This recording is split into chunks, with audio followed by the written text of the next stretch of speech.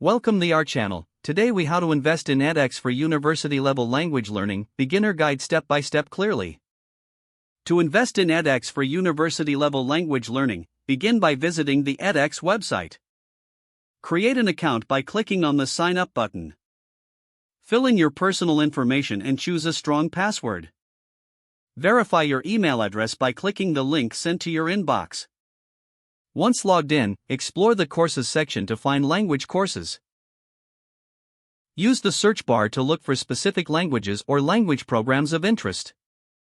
Filter your search results by selecting university level to focus on academic options.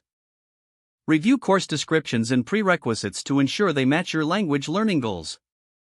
Look for courses offered by reputable universities to enhance the quality of your education.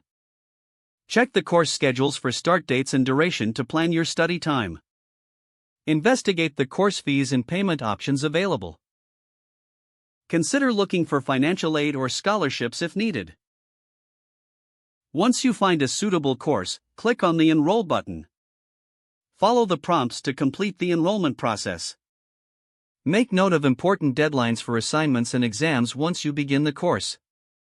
Set up a study schedule that aligns with your learning style and pace. Engage with course materials like videos, readings, and quizzes for a comprehensive understanding. Participate in discussion forums to connect with other learners and share insights. Utilize supplementary resources or study groups to further enhance your learning experience. Monitor your progress through the course dashboard to stay on track. As you complete assignments, seek feedback to improve your language skills. Consider taking additional courses to advance your language proficiency further. Stay motivated by setting clear goals and celebrating milestones throughout your learning journey. If the page does not load, refresh the browser or try again in a private or incognito window. Make sure you are using the correct email address, then retype it carefully to avoid small typos. If your password is not accepted, use the reset option and create a new strong password you can remember.